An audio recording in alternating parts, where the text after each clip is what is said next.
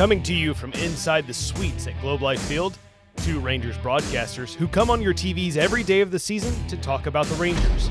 Now they're putting down their broadcast mics to pick up the podcast ones because they are still talking Rangers. Hey everyone, welcome into Still Talking Rangers, episode 2. We actually have not stopped talking Rangers since episode 1, non-stop. It's been for some sort of marathon to raise money. Alongside Dave Raymond, Jared Sandler, happy to be with you. We are inside Globe Life Field. You can see the field in the background. I don't know about you. I almost had to stop driving while I was still talking Rangers on my way over here because of the storms. So you might hear the sounds from the heavens up above. But that was a pretty interesting adventure for me driving in today. I don't know about good. your No, it's experience. good. I don't mind it. I like it, but it's insanity sometimes. But yeah, it's awful. This is a good storm. This is legit, but it's not going to bother us tonight, right? We'll bang out another podcast and we'll do a game, and no one will be the wiser. I mean, you'll go home and worry about your flooded yard later, but here, baseball, just like nothing's happening. The beauty of a roof. Yeah. The Rangers yesterday, we're having this conversation on Wednesday, April 30th. The Rangers yesterday dropped a 15 spot on the Athletics, season high in hits with 18, runs 15, 22 at bats with runners in scoring position, 10 hits with runners in scoring position, and maybe my favorite stat, I know it's not all about this, 9 walks. It was a really impressive offensive performance. We're going to get into the road trip here in a second, but just last night, we've been waiting for a game like that for quite some time. And I thought, I'm not sure your perspective, but from the first inning, the Rangers didn't score, but they made Jacob Lopez throw 37 pitches, and it just seemed like there was a different mindset. Maybe my least favorite stat, 9 walks. Those bore me. I hate walks. Like, when we got to the 5th hit of the game, Simeon goes 3-2, and we had 5 straight hitters go 3-2 to start the game. I was like, you got to be kidding me. Oh, where's this? Let's go. You don't like it from the entertainment aspect. Yeah, I don't. But you're right. From a process standpoint, it was great. And they did have really good at-bats yesterday. And there were several at-bats where they would get to 2 strikes, and they fouled off a lot of pitches. So it's funny you say that about the walks, because one of my, I don't know, perversely favorite stats, because I'm always asking about it. I ask our stat services all the time, can you include this in your, in your service? And they've worked on it. Some of them are actually working on this, which I can't believe, including foul balls, right? We get all this data on pitches, and it used to be then you get balls and strikes. Wow, he's thrown 58 pitches, 30 strikes, 28 balls. And it was like, this is great granularity. And then it was like, well, how about this? This is how many 4-seam fastballs and 2-seam and sliders and changes and whatever. And then, wow, this is incredible granularity. And so I've recently asked, like, well, can I get foul balls? And so anyway, we had 27 at one point last night. It was like in the 4th inning. They spoiled 27 pitches. I like that stat and that number because I see it all both sides, right? Sometimes they're doing it to our guys, and it makes me nuts. I'm like, you can't seem to trick them. You can't seem to get anything past them. But I love it when we do it. And the Rangers were doing a lot of that last night, which goes to your point of the 9 walks. Sometimes those foul balls is how you get to those walks. You just wear a dude out. And they just broke Lopez yesterday. I mean, I was getting concerned for him whether or not he'd even get through that first inning, even though the Rangers hadn't scored. So it was a weird night. Started very slowly those first 3 innings. And it was almost frustrating, really, because they had so many runners, but couldn't get anybody in. But then it turned. And that's what happens, right? You just keep pushing, and eventually that thing starts to move, and it did. So, a few things you said that Yeah. pops into my head. But first of all, the walks, I think, what you mentioned, the foul balls, wearing down a pitcher, we look at it sometimes within the vacuum of that at bat, but like all those pitches led to them going to their bullpen and bringing in Noah Murdoch earlier than they would have liked or would have liked to at all, right? He's a Rule 5 acquisition. He struggled.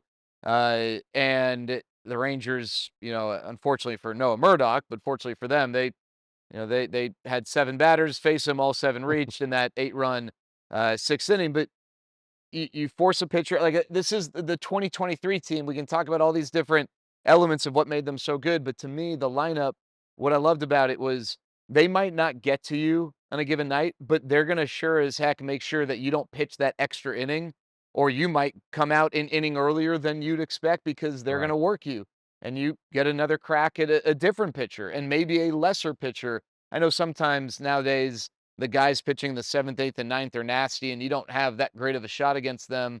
But maybe you do. And what about the guy that pitches the 6th? What about the guy that has to come in the middle of the 5th because that starter, he's held you to 1 run, but you've worked him over with foul balls, long at bats. And I just loved what you're right. A walk is not exciting. I loved what it represented, Uh, but you bring up the foul balls. Matt Hicks, who is who's the quirkiest on our team? Is it Matt? Is it maybe it's me? Maybe it's I don't What, I in the don't wanna broadcast crew? Yeah.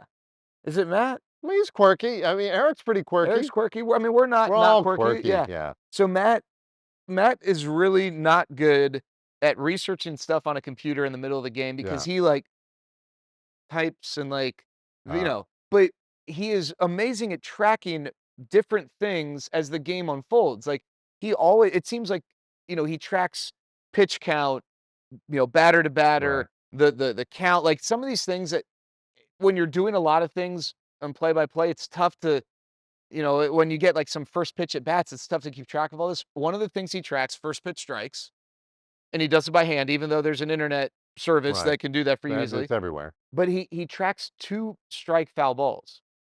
Hmm, And his reasoning behind it, which I love, and to your point, I would love for that to be more of a track statistic. I know where we can get it. I can yeah, find it for yeah, you. yeah, we got it. But a 2-strike foul ball in some ways is a waste, right? It is like a no strike or a 1-strike foul ball. At least the pitcher benefits with a Right, strike. A 2-strike foul ball, nothing. There's no benefit to them other than it is a pitch extra that they have to throw. And I forget the number, but it was the most 2-strike foul balls that the Rangers had forced a pitcher to throw or produced off of a pitcher all year. And I think foul balls are interesting, yeah, yeah, for a lot of reasons, and also the cat and mouse game, because some foul balls are you just barely nicked it, and it shows me that you got no clue what's going on. But some foul balls, you just missed it, and it shows me you are on me, yep. and that mind game of the foul ball is interesting. Yeah, and then there's the foul ball where you do just barely get a piece of it, but you're not trying to do anything more than that. Mhm. You're just trying to flip it foul or just get a piece so that you get another pitch. Yeah, that's interesting because I thought that just getting somebody to track foul balls for me was pretty granular, but 2 strike foul Yeah. balls? It's genius. I Because leave it to Hicksy. yeah, Yeah, I like that. I that's a like that. waste, right? Yeah, let's take it a little deeper. Uh, the other thing, Eric has and he really believes this. Like, I think we propose some funny rule ideas every once in a while that we know are never going to get implemented. He like pushes for this that you get 2 foul balls with 2 strikes, and after that you're out. Yeah, I don't like that because I do think that there is something about the art of the foul ball, the skill of wasting a pitch, spoiling a pitch. Why should it benefit the pitcher? Like in some ways, that's a credit to the hitter to be able to foul off a 92-mile-an-hour slider that's on the corner. That if you take is strike 3. But when you bring up the walk, well, I guess first of all, are you anti? Like, would you be opposed to that? I actually, because this has come up a few times, and I don't know where I fall yet on what the number is or how you execute that, but I do think there is something to maybe at some point a limit on foul balls, and there being the possibility that you could be put out for fouling off too many foul balls after 2 strikes, right? After 2 So strikes. once you get to 2 strikes, then we start counting. Well, Hicksy's already counting, but you know what I'm saying. And then it matters. So, and I think we used to that used to come up a lot when we were talking about just the feel of the game, right? Where we were prior to now the implementation of the pitch timer, which has changed everything.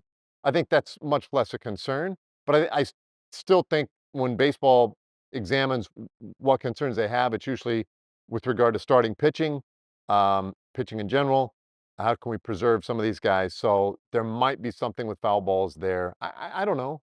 Right now, I'm pretty content where things are. Would you, and I am too, would you retroactively go back and award strikeouts? Or no, I guess you would just have to denote You that moving couldn't. forward, it's the, Yeah. all right, now so you don't like the walk. And I get that, right? True outcomes, even the home run, I Yeah. think when it's hit in excess, I don't wanna say it's boring, but like we like balls in play. Yeah.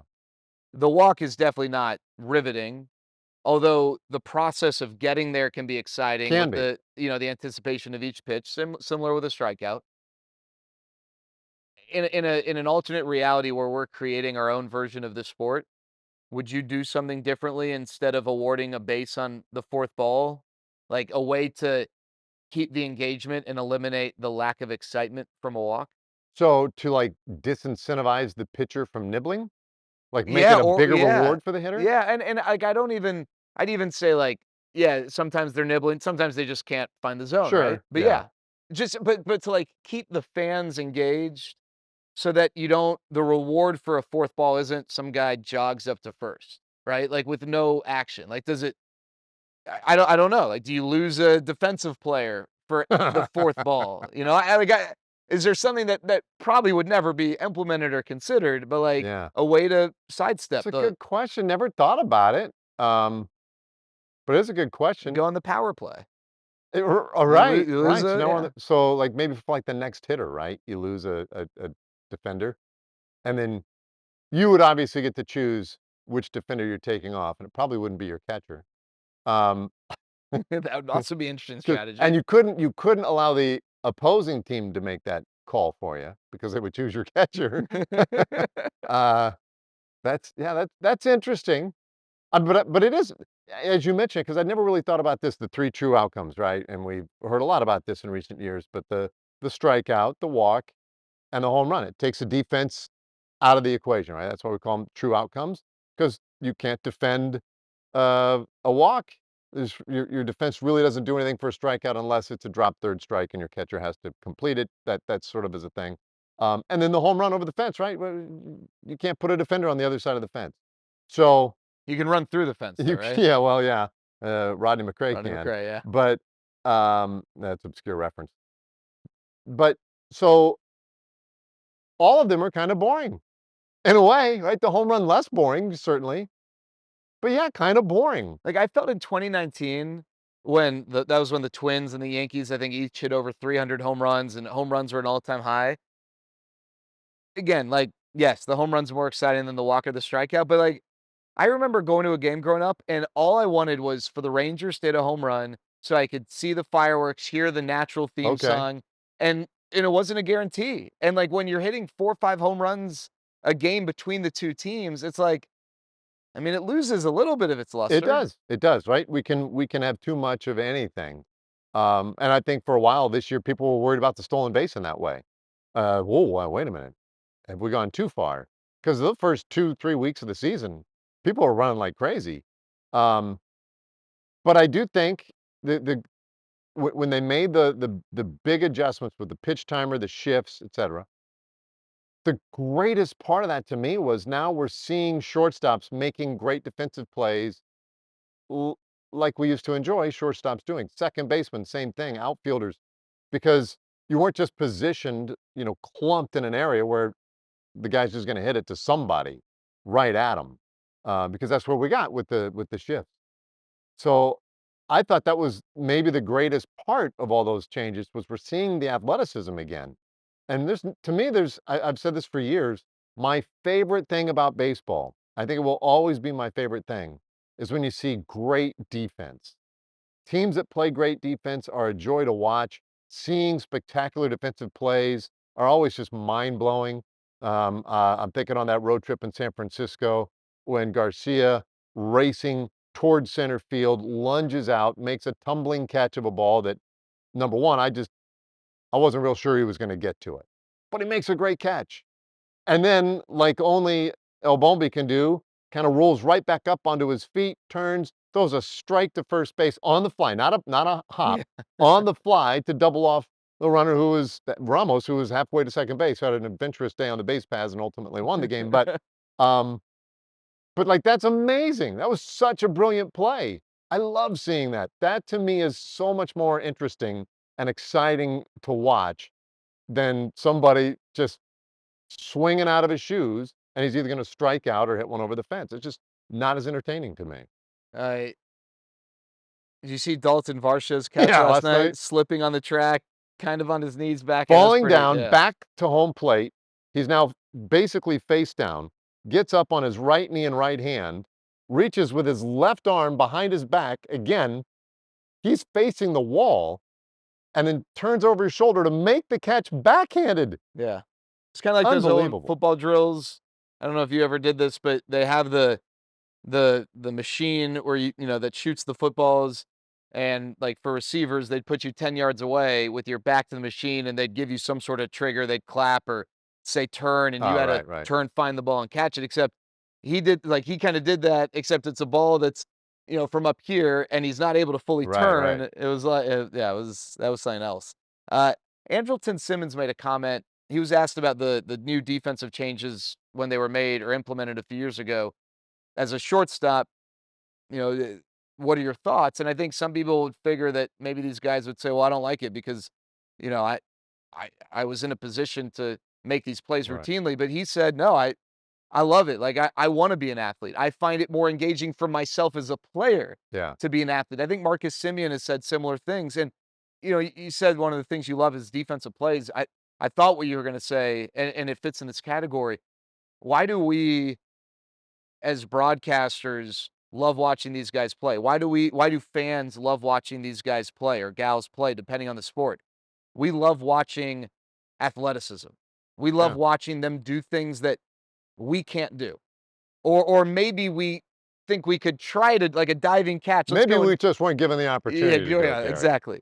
But and yeah, can a guy hit a ball 500 feet wearing one of those uniforms and we can't do that? Yeah. Absolutely, totally true.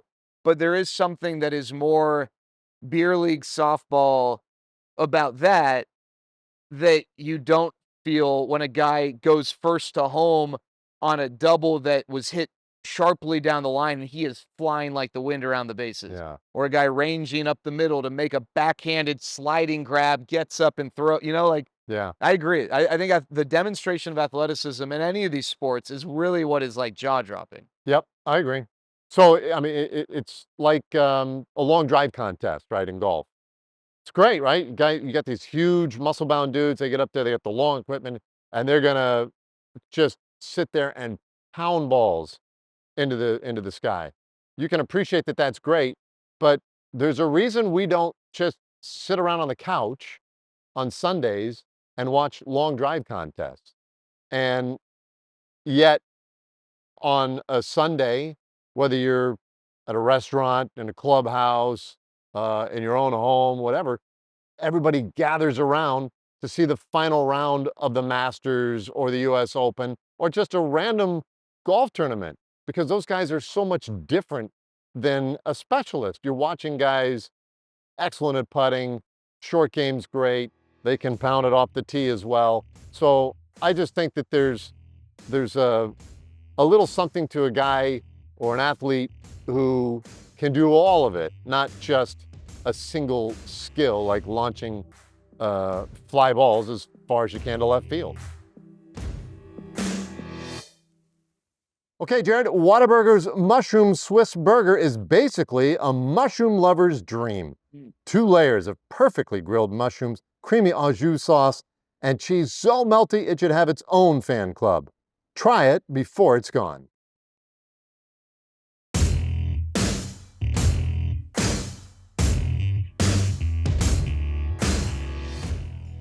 All right, I want to quickly ask you. We were just in Northern California, Oracle Park, one of baseball's buttes.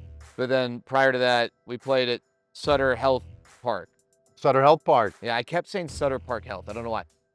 That's the AAA home of the Sacramento minor league team. Are they still the River Cats? They are, yeah. Okay. Giants affiliate, but that's where the Athletics are calling their home for the next 3 years. That was our first exposure there. What stood out to you? What were your thoughts? Well, I mean, it felt like we were at a minor league ballpark, a good minor league ballpark. I mean, there are a lot of things that stood out to me about that park. I will say this, and we're seeing the Athletics again right now. We're in the middle of a series as we record this. Um, they are a really compelling group of young athletes, and I think they're really interesting, and I like them a lot. And I think a lot of people do. I do not think they're going to be able to um, uh, handle what's coming their way with this ballpark. I think that's a real distraction. That's a real issue. In June, July, August, if there are any fewer than 15 runs per game in that ballpark, I will be shocked. It is a launching pad and the wind blowing out and everything else. So that's just going to wear pitchers down. It's going to discourage them. I think it's going to be an issue for them. There'll be long games in the searing heat. Um, so ultimately, I believe that park is going to play a pretty important role in how this divisional race turns out, and certainly for Sacramento, I think it's going to be a big concern. It's quirky as all get out because of the nature of the situation, but overall, I would agree with what a lot of people had to say on our first visit there. Pretty nice job. They did a pretty nice job taking that park and making it suitable for a major league game. It's not quite what we would expect, but it's suitable. You can reasonably play a game there and call it a day. So the fact they're going to be there 3 years is kind of amazing to me too. Yeah, I felt conflicted. I wanted to be happy for the people of Sacramento who now had the opportunity to watch Major League Baseball and maybe even and just the geography of it. I know there's some athletics fans who were fans of the Oakland Athletics who maybe geographically speaking, it's not that much different for them to drive to the Coliseum as it is now to drive to Sacramento and see a game there. And I'm glad they still feel that love that was probably stripped from a lot of people. But I also like felt guilty celebrating baseball in Sacramento Yeah, because of yeah. what it meant. The thing that stood out to me, and you bring the heat across the street at Globe Life Park. It was hot. Yeah. Well, what would players do when they jog in from the dugout or jog in from the field and get into the dugout? I mean, they had misters and Hmm. different. They could also duck into the clubhouse, Hmm. right? Yeah, yeah. They could sneak away there. They could change their jersey, right? Yeah, That pitchers yeah, would do that routinely. yeah. Weather, notwithstanding, plenty of players. What fans probably don't see, they see them maybe. They get the shot sometimes of a guy going down the dugout steps, throwing a helmet or whatever, frustrating, or if a pitcher's night is done and you want to follow them. But what they don't see is what actually goes on a lot of times when guys go down the dugout steps. They're not doing that to get steps in. They're doing that. Some guys go and that's their place to escape. I thought the what do we call it? The Red Sox series, season of the Red Sox, whatever on Netflix. Oh, yeah, yeah, I forget what it was called. I think the first episode they kind of follow Brian Bayo and he just goes and sits in this little room attached to the yeah. dugout at Fenway Park and just kind of sits and gathers his thoughts. Something like that. A lot of guys go and get swings. Guys stretch. They try stay loose. It was a little colder when we were there. Hmm. Guys are doing things to keep their bodies loose. You don't have that there. And from a baseball standpoint, I wonder about that. I wonder about an older player, Hmm. a guy that's coming off of an injury. He doesn't have time to jog all the way to center field to go to wherever to get. What about the guy who's been sitting on the bench for a few innings? He's got to. I mean, I think we saw it a few times. Guys jogging out to Hmm. center field to get swings in. So, like, just they're trying. Everyone's trying to do their best to make that part suitable. But like that, from a baseball standpoint, that's something that was interesting to me. It is, and like we joked with Boach the first day there because it didn't take long to figure out logistically how that place was going to play out. And you're like, well, you cannot get ejected. You can't get in a big rhubarb with the umpire and get ejected because it would take Boach 20 minutes to walk across that outfield to get to the clubhouse. And there's no too much pride to take a cart or something like that. That's not Yeah. happening. So, and he's like, Just yeah. lock him in the bathroom or something, right? Well, Isn't that what yeah, he said, someone yeah, he said? would just hide in the bathroom or something. But he told Rags that Rags would have to be the guy to get Yeah. ejected. Um, so yeah, there's that part of it. The other part of it, the first day there, we go to the clubhouse and it's just a little to the left of center field there for the visiting clubhouse. There's a shed with a big net and some tools so the guys can take, you know, batting practice or hit in the cage a little bit, but it looks like like you're out in the middle of the country, some guy's shed, hitting. But we walk out of the clubhouse and we saw Jeffrey Springs, former Ranger, saying hello to him, and just chatting with a couple of guys during batting practice for Oakland. Well, sorry, the Athletics.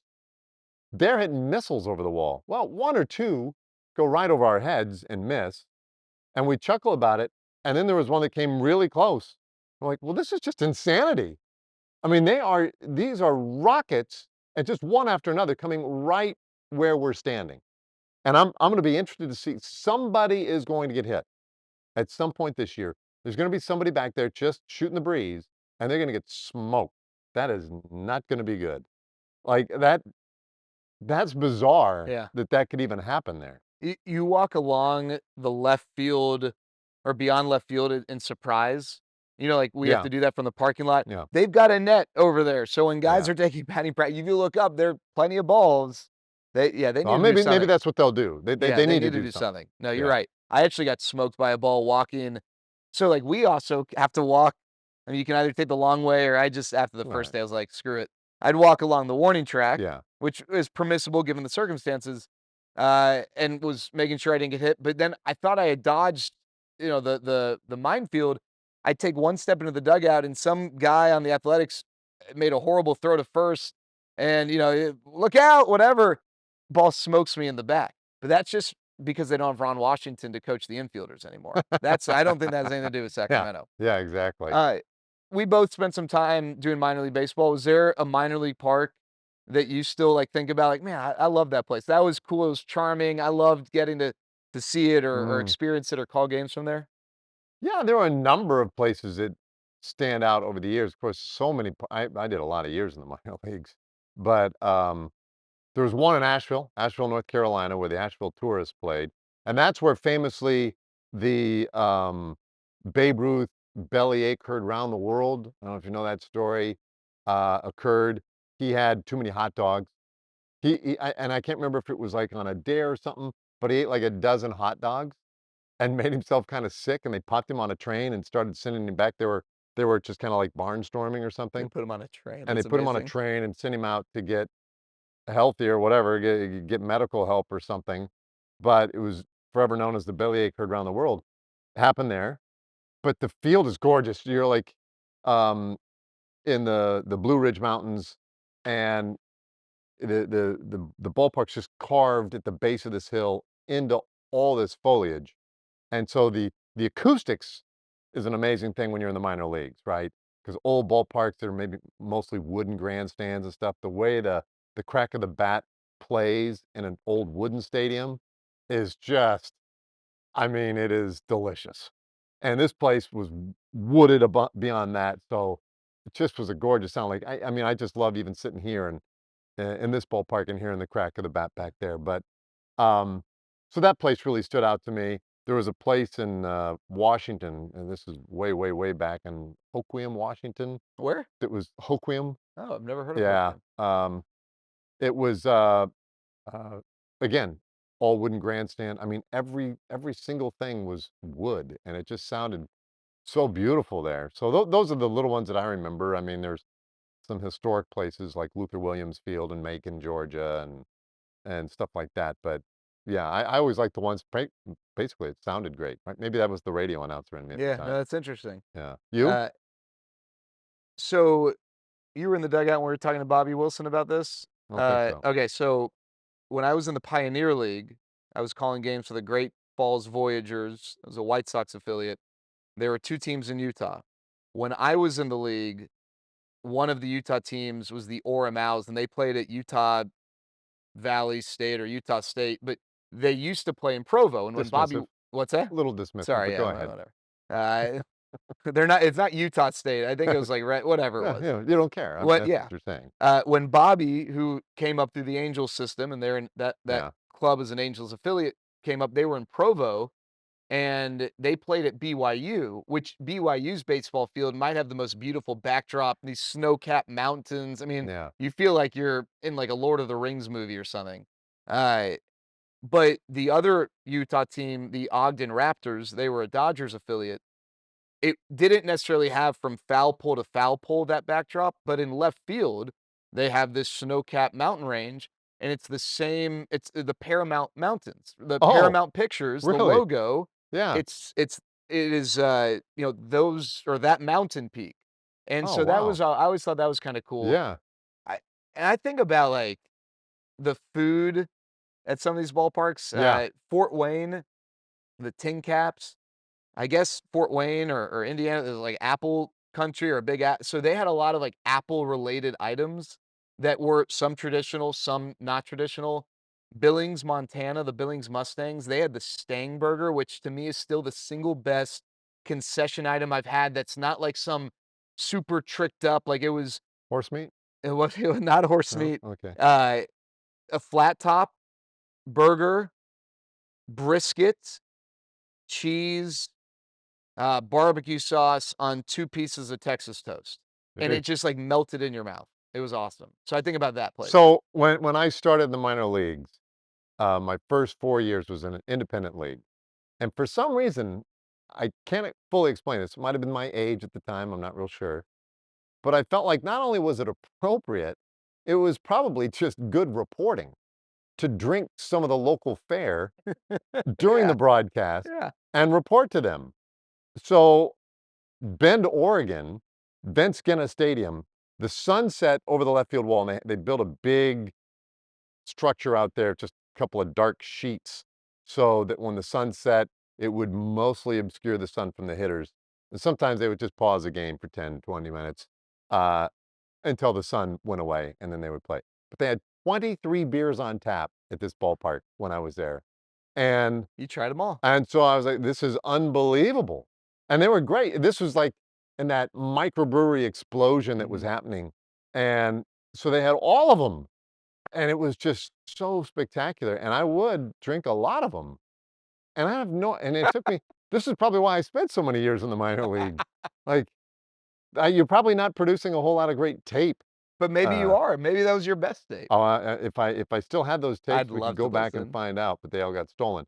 Um, Wait, what? well, one year coming back from a minor league season in my Toyota Tercel, which kind of doubled as my home for a while, I had all my tapes in there, and they were in these boxes all neatly packaged and everything. I'd come back from South Carolina to San Francisco, spent whatever it was, 2 days making that drive, pull up at like 3 o'clock in the morning. I'm just too gassed to worry about, you know, doing anything with the junk in the car. So I just park it on the street, lock the doors, and go up and get some rest, figuring, well, I'll take care of it in the morning. Well, guess what? It was street cleaning day, and I heard the street cleaning trucks out there. And I was like, oh, I can't get a ticket. That's like a month's pay in the minor leagues. And so I run out there, and there's my Tercel, just kind of like this, doors open, like it just had a drunken affair. I'm like, what in the hell happened? And I raced down. I'm like, where's all my stuff? They took all these boxes full of tapes, but the boxes were of like cool boxes of things like people might buy or like a clock radio or something for your bed. So these people probably open this car and were like, wow, clock radio, let's grab that, a laptop computer, grab that. And all they got were like the Charleston River Dogs versus the Piedmont Boll Weevils, you know? And there was a part of me that took some satisfaction that those sons of bees were gonna be listening to those games and be really disappointed. And part of me was, I mean, for days, I was wandering around like trash sites trying to see if I could find those boxes, and I never did find them. So I lost all my old tapes. Oh, no. Yeah. All right, So we'll never well, know. we never know, yeah. In the words of Corey Seager, I guess we'll never I know. guess we'll never know. All right. Speaking of Corey Seager, hopefully he'll be back soon. But we do know that is coming up this weekend. By the time people are listening to this, the Rangers and the Mariners. So Yeah. let's take a quick break, hear from our sponsors, our friends over at Whataburger. And when we come back, let's preview Rangers, Mariners, maybe what we've seen from the AL West type division. Maybe look around Major League Baseball as we continue still talking Rangers and the rest of Major League Baseball when we come back.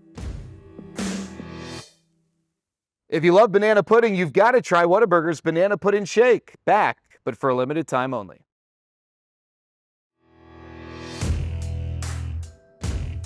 Let's talk about what's going on with this team in this division.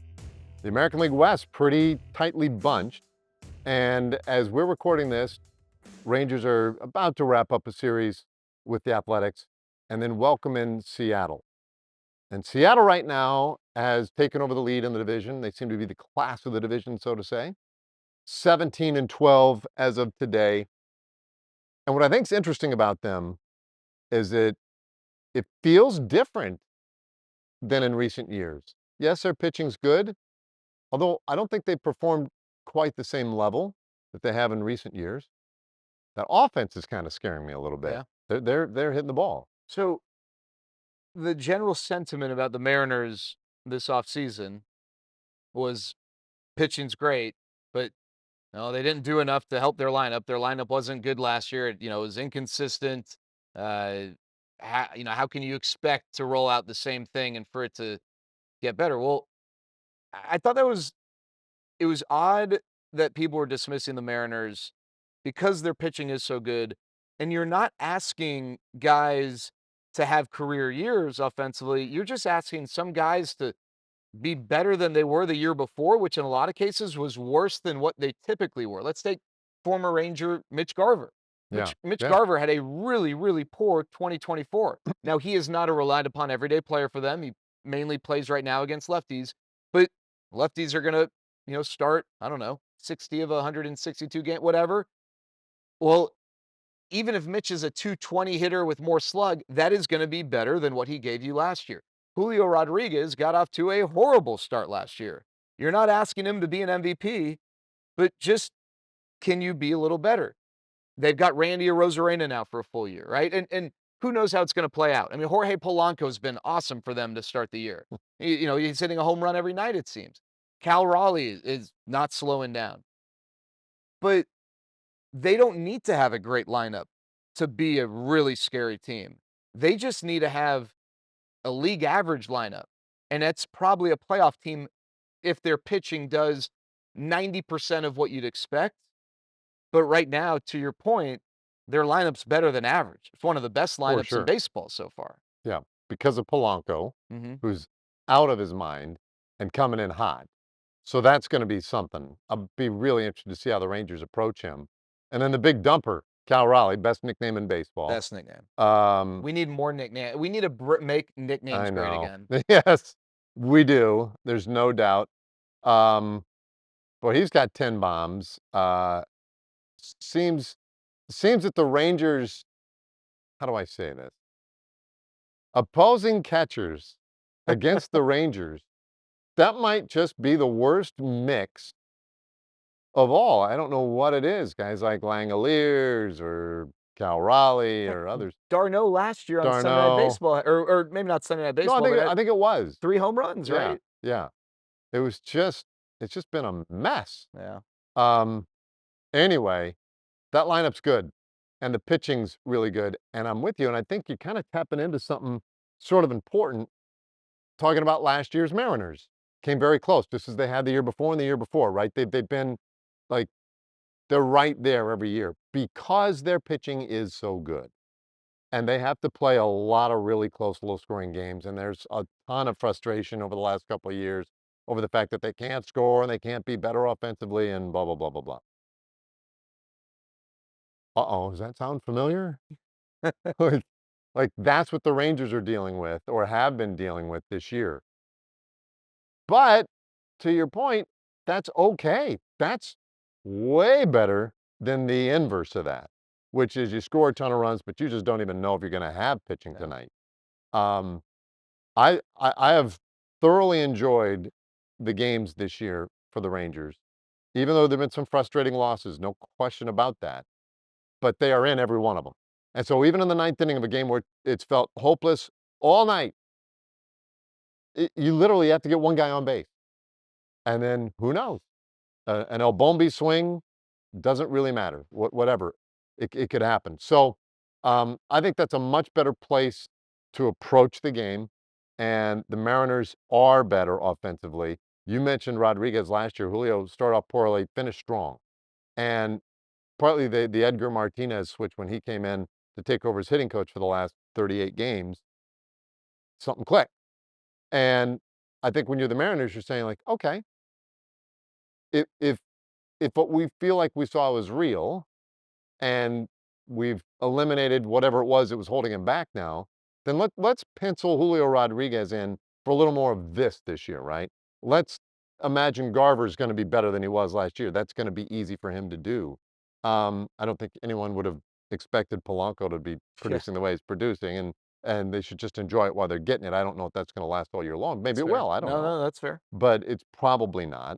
Um, but you could see where they say, well, we don't need to make that many changes, and they are good. I you know, I'm not willing to say that they're better than the Rangers. I mean, they handled the Rangers pretty well when we were up there, but I think the Rangers are fine. Are they the two I best think teams in the so, but West? Because that's what Houston I think. I think so, but Houston keeps showing up. I'm out on them. 90% of life is showing up, and those sons of guns keep showing That's up, true. man. I, Golly. I don't want to say famously, as I said when we were in Seattle, and you had a Yeah. great line. I think it's the Rangers and the Mariners, and then I felt like I wasn't. It was too early to just discard the other teams, but I'm not going to count out Don't count out the the Astros. Astros Hell, and the Angels are the better. Athletics. But the Athletics to me are the wild, not like Yeah, but I got the Athletics are the team that like they could be a surprise. I'm out on the Angels, and I think the Astros will probably win around 81 games. So with that in mind, they're not gonna like not be in a postseason conversation. I'm out on them. yeah, I don't buy it. And I hate the Astros. That's yeah. fine. But like I can look at it mostly objectively. I mean, I've said they'd win the World Series like 3 times the last 5 years. So uh but I'm out. I think these are the two best teams in the division. And there's not the rivalry that's built up right now, and maybe will never exceed Rangers Astros, but like I hope fans getting ready for this weekend uh do so with like the feeling of like these are meaningful games Yeah, because you don't play as often as you used to. There are only two more I series know. between the two teams after this. I know, and they are hot, Yeah. and I dislike that, and because they also they got the Rangers pretty good last time we were in Seattle, so, not the way you wanna start it, but I feel like the Rangers are a decidedly better team at home than they are on the road for Yeah. whatever reason. True of a lot of teams, so Best start in franchise history at home over yeah, 15 games yeah, that we saw last night. yeah, 11 so, and 4.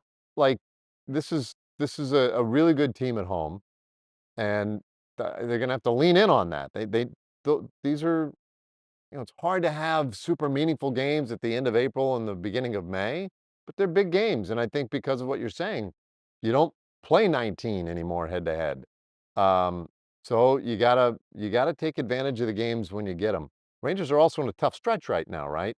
This will complete an end of 13 games without an off day. That series against Seattle. Then they get an off day, and then they'll play 13 more without an off day. So this is a tough stretch, and a lot of the games have been in division.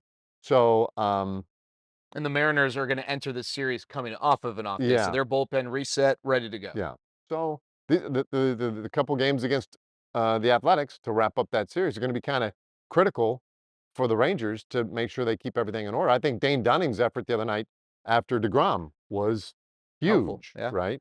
Uh, give everybody a day down, and so yeah, it's gonna be a big series. They scare me a little bit, but I still like I still feel like the Rangers haven't even come close to tapping their potential this year. No, I think, one perspective is the Rangers, as we're having this conversation, are 16 and 14, and their offense has performed at a fraction of what it's Yeah, capable or likely to how it's likely to operate. So you feel good about that. And second hardest schedule in Major League Baseball yeah, so far, based on winning percentage. That's also something that's been a challenge that they've, weathered pretty nicely. Like, to be two yeah. games over 500. I So I I agree. I think the pitching they face has been really good. The schedule empirically is the second toughest so mhm. far in baseball, however that's figured. And I will say, even when things were a little lopsided, they're about 2 weeks in, right? And it's really easy to get that way, where a team is like Atlanta was off to such a horrid Yeah. start, and the Rangers were off to a good start. You can see very clearly, like, it matters who they're playing in those games. Like, it matters what your schedule is in those first 3 or 4 weeks. We don't and it's still too early to tell who the really good teams are and who the mediocre to bad teams are, because you'd have to do a real deep dive on who everybody has played at this point. Once we get, another 40, 50 games in, and we've seen enough cross-pollination here of everybody, we'll have a better sense of who's probably good and maybe who's not. So a few notes. J.P. Crawford for the Mariners, bottom of the order, getting on base over 40% of the time. That's helped. They're a very disciplined team. No Logan Gilbert, though. He's on the IL. The Rangers just have the darndest time getting to that guy. They're not going to have to worry about him this weekend. All right, let's get to some questions from fans. I'm going to Absolutely, pull out let's the do it. handy-dandy notebook. Let's see here. Looks All like a right. phone. What's that? It looks more like a phone from Well, what it's how do you worth. know? From Jack. You and Mr. Raymond is very deferential to you. Oh, See way more of not the a good team start. than we do. With hitting, do you think it is overthinking or is it the approach? And let's just disclaimer, we don't. I mean, we're just kind of shooting from the hip here. I guess the way I'd reframe this question is, how much of this sort of thing do you think is physical versus mental? I Listen, with the caveat that I'm not a hitting coach, but I have seen a lot of baseball, and I watch every pitch pretty closely. Um, I feel like what I see is a function of a little too much thinking. I don't want to say indecision, but just sometimes too much thinking. We have to keep in mind how much time a hitter has to react when that ball's thrown, right? It's like zero point 0.4 seconds. Um, that's not a lot of time to make a decision. You're reading spin, picking up release, and trying to time your body. Um, so when we think about it in those terms, that they do anything productively at the plate is kind of amazing, but it's different. They're trained for that. But I think the chase rate, right? The fact that they just haven't walked as much, they're just not making the kind of contact they feel like they should make. I think given their track records and their athletic abilities and relative health, right? If we knew that a bunch of guys were compromised physically, that'd be one thing. Then I think looking at all that, I have to say, like, well, I don't think it's a function of poor hitters or guys who aren't physically capable. I think it's a matter of guys who are a little bit tweaked right now mentally over something. Either they're paying attention to the wrong things, or they're just a little confused, or they're pressing, or there's just whatever it is, it's a mental emotional thing for my money, right? I would think like these guys can all hit, and they will all hit. It's just a matter of sometimes maybe a little confidence or something getting it Yeah. going. Yeah, I think neither you nor I, or I don't want to speak for you. I can't look and dissect the No, mechanics of a guy's swing, right? That's not, no. uh, and we're not therapists or mental health specialists, but it stands to reason with all the conversations that we have heard from people over the years about when they struggle, how it can snowball, and how that's another challenge they have to deal with. It's not just the guy on the mound; it's the guy in their head.